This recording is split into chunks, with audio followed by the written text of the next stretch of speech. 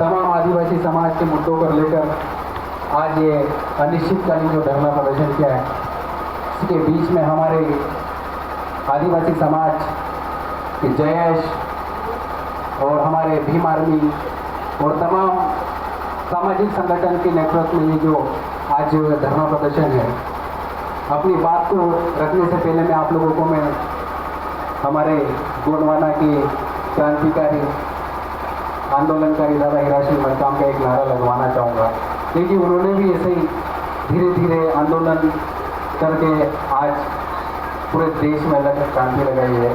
तो वो बोलते थे अधिकार हमारे जीने के, आप लोग बोलिए उसको चल कर लेंगे चलिए, क्योंकि ये मांगने से तो दे नहीं रहे, पूरे दिन भर से हम लोगों को बिठा रखा है यहाँ पे।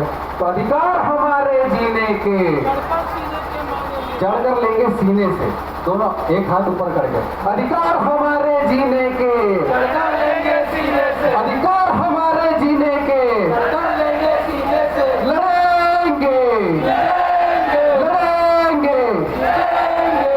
साथियों, हमारे बीच तमाम सामाजिक संगठन के हमारे आंदोलन के अग्रदूत आज धार जिले मुख्यालय पर भाई हमारे विजय चोपड़ा और उनकी टीम के नेतृत्व में जो महिलाओं को, हमारे आदिवासी समाज के 5 भाइयों को और हमारे एक आदिवासी समाज का भाई जिसने एक राजवर्धन सिंह नामक व्यक्ति ने ट्रैक्टर चढ़ाकर उसको मौत के घाट उतारा, उसके न्याय की आवाज़ को बुलंद कर रहे हैं। इसके साथ साथ हमारे धार जिले में यहाँ के कलेक्टर महोदय और यहाँ के एसपी महोदय मौन व्रत बैठे हैं, सुबह से शाम को हमारे भाई लोग बातें रख रहे हैं, न्याय के लिए बोल रहे हैं। लेकिन कलेक्टर और एसपी से मैं बोलना चाहता हूँ, यहाँ से 2 मिनट की दूरी पर बैठे, लेकिन यहाँ पे अभी तक नहीं आए धरना स्थल पे।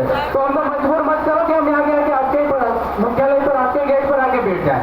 आप लोग अगर ऐसा चाहते हो तो आप लोग बताइए, नहीं तो अगर आप लोग चाहते हो तो इस माताओं को और इस हमारे आदिवासी भाई को न्याय के लिए आप लोग यहाँ पर आ जाए धरना स्थल पर। साथियों, आज देश के प्रधानमंत्री जी, प्रदेश के मुख्यमंत्री जी एक और कहते हैं कि हम आदिवासी के हितैषी हैं। देश में आदिवासी के नाम पे बड़ा बड़ा आयोजन कर रहे हैं, जनजाति गौरव दिवस मना रहे हैं, आदिवासियों के अमृत महोत्सव मना रहे हैं। अरे क्या कैसा अमृत महोत्सव कि आदिवासियों को मौत के घाट उतारने का अमृत महोत्सव मना रहे हो आप? आपसे ये पूछना चाहते हैं कि आज आदिवासी समाज की माताओं के साथ, आदिवासी समाज के बेटों के साथ और आदिवासी समाज के साथ सब कतार के आखिर पंक्ति में खड़ा, चाहे कोई भी समाज का वर्ग है, उसके साथ आप जो अत्याचार और अन्याय कर रहे हो, और दूसरी ओर आप आदिवासी समाज के नाम कहीं जनजाति गौरव दिवस मना रहे हो, तो कहीं अमृत महोत्सव मना रहे हो। अरे आप लोग एक जनजाति गौरव दिवस मनाने के लिए आप लोग पहले आदिवासी समाज की बहन बेटियां बेटी उनके साथ जो अत्याचार कर रहे हो उनके लिए न्याय कर दीजिए। आप लोगों को ये गौरव दिवस और अमृत महोत्सव मनाने की जरूरत नहीं पड़ेगी। आदिवासी समाज आपके साथ रहेगा कि नहीं रहेगा? जब तक हमारे गरीब मजदूर, किसान, दलित, आदिवासी महिलाएं के साथ अत्याचार और अन्याय होगा, तो ऐसे ये जयेश युवा और आदिवासी समाज के साथ साथ भीम आर्मी के कार्यकर्ता आप लोगों को जताते रहेंगे और आपको चेताते रहेंगे और ऐसे ही चेतावनी देते रहेंगे। साथियों, हमारे धार जिले के लोहारी की घटना है, वहां पर हमारे समाज के जयेश युवा ने आदिवासी समाज को एक धर्मशाला के नाम पर जमीन देने की बात पर हमारे समाज के युवाओं ने क्या उन्हें क्या गणेश चतुर्थी मनाने की परमिशन नहीं मिलना चाहिए क्या? तो हम किसी भी धर्म और किसी भी जाति के विरोध नहीं है। हम संविधान में जो बाबा साहब अम्बेडकर ने हमको अधिकार दिया है उसके लिए हम बात करते हैं। हम किसी भी धर्म के विरोधी नहीं है, बोलते हैं जयेश वाले धर्म में विरोधी है। हम किसी भी जाति के विरोधी नहीं है। हम ये नहीं बोल रहे कि राजपूत समाज के व्यक्ति ने उसको ट्रैक्टर से घिस के मारने तो पूरा राजपूत समाज बर्बाद कर रहे हैं, जब पूरा राजपूत समाज खराब है। हम उस व्यक्ति की बात कर रहे हैं जिसने हमारे भाई को ट्रैक्टर से बांध कर घिसने की हिम्मत की, उसको मौत के घाट उतारा। तो यहाँ का एसपी क्या चुपचाप बोल रहा बेटा है, वो क्या नहीं उसको गिरफ्तार करके उसको सलाखों के पीछे डाल रहा है। यहाँ का कलेक्टर क्यों नहीं उसको बंद करने की हिम्मत कर रहा है? क्या आप ये राजनीतिक पार्टी और सरकार के पक्ष में ये काम करना बंद कर दीजिए। ये सरकार आती रहेगी और जाती रहेगी। ये समाज का पढ़ा लिखा युवा है, नौजवान युवा है, जाग चुका है। ये सरकार को भी बदलने की ताकत रखता तो आप क्या चीज हो? आपसे हमारी दुश्मनी नहीं है, लेकिन आप जयेशियों को मजबूर मत करिए। आपसे हम ये कहना चाहते हैं कि आपकी ये ड्यूटी है, आप जनता के सेवक और जनता के नौकर, तो उनकी ईमानदारी से रक्षा करो। रक्षक बनकर काम करो, ना कि भक्षक बनकर। साथियों, यहाँ के हमारे जो 5 भाई हैं जिनको विगत 2 महीने से जेल में डाल के रखा है, क्या हमारे समाज की आवाज बुलंद करने के लिए उनको 2-2 महीने तक जेल में बंद करने देंगे हम? ऐसा कभी नहीं होने देंगे। उसके पहले भी यहाँ पे कलेक्टर के पास कई बार आए हैं, एसपी के साथ कई आवेदन दिए, लेकिन अब तक कोई सुनवाई नहीं हुई। यहाँ की हमारी जो माता है उसके साथ 3 व्यक्तियों ने जो सामूहिक बलात्कार किया है, एक और बोलते शिवराज सिंह चौहान सरकार, ये दिखा है महिला बाल विकास विभाग, इन्हीं का बोर्ड लगाए हुए हमारे भीम भाई बता रहे थे। वो महिलाओं के लिए बोल रहे हैं हम ये योजना चलाए, मातृशक्ति को हम सम्मान दे रहे। आप कैसे सम्मान दे रहे? अगर माता के जो बलात्कारी बाहर बजे बाजार में खुलेआम घूम रहे हैं वो तो आपको शर्म नहीं आती है। आप लोगों पे शर्म आती है ऐसे प्रशासन पे। आप लोग कब तक सरकार के इशारों पे काम करेंगे? आपके अंदर मानवता का धर्म नहीं बचा है क्या? अगर मानवता का धर्म बचा है तो आज यहाँ पर एसपी महोदय से मैं बोलना चाहता हूँ कि आकर आप ये बोलिए कि जो भी अपराधी जो भी बलात्कारी उनको फांसी के फंदे में सुझाने के लिए मैं कानूनी कार्रवाई करूंगा। अब तक एफआईआर दर्ज क्यों नहीं करी? दूसरी बात, हमारे भाई का जो एक भाई जो मजदूर है, किसान भाई जो अगर गांव में खेत में काम करने जाता है तो यहाँ पे दबंगों द्वारा, अरे कैसे दबंग, यहाँ इतने लोग बेटा और ट्रैक्टर लेके चला के दिखाओ तब पता चलेगा आपके दबंग आए। चलाने दोगे क्या आप लोग ट्रैक्टर किसी के ऊपर? हमारे आदिवासी भाई की, बोले वाले माताओं की, उनके कोई जान की कोई फिक्र नहीं है आपके लिए।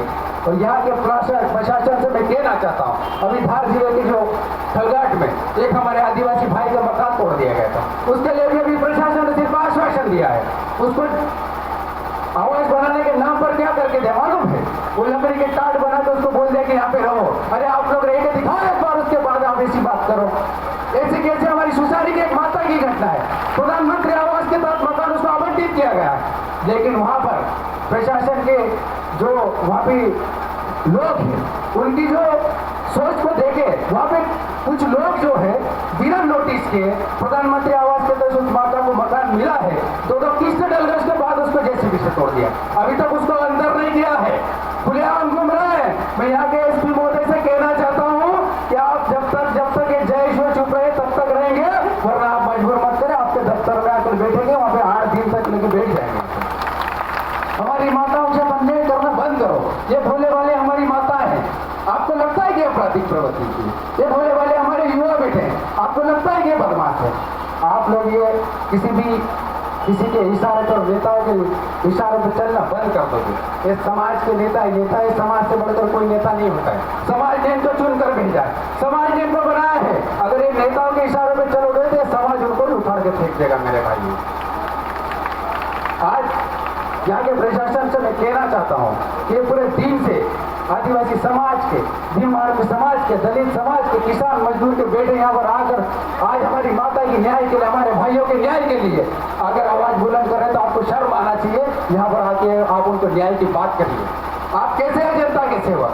आप ये जिस प्रकार से हमारे भाई ने बोला, या तो भी बाबा साहब अम्बेडकर की संविधान पर चलने वाले लोग हैं, पढ़े लिखे नौजवान युवा है, अपनी बात को संवैधानिक दायरे में रखते, लेकिन इन युवाओं को बिरसा मुंडा और कंटे मामा बनने पर मजबूर मत करिए, क्योंकि अभी 2 दिन बाद बिरसा मुंडा की जयंती पूरे देश में और पूरे प्रदेश में धूमधाम से मना रहे। नहीं तो यहीं पर बिरसा मुंडा जयंती मनाएंगे हम लोग। आप ये मत भूलिए, जिस प्रकार से बिरसा मुंडा ने जल जमीन की लड़ाई लड़ी थी, उसी प्रकार टंडे भील ने आदिवासी की जमीन की रक्षा के लिए लड़ाई लड़ी थी, वैसे जय शिवा भी अपनी संवैधानिक दायरे में अपनी बात को आगे लड़ रहे हैं और लड़ते रहेंगे संवैधानिक दायरे में। तो यहाँ पे प्रशासन से कहना चाहता हूँ मैं कि आप ये गरीब लोगों के, किसानों के और मजदूरों के ये परीक्षा मत कीजिए, लेकिन जिस दिन इनका दिमाग खराब हो जाए तो आपका मुख्यालय को नहीं छोड़ेंगे।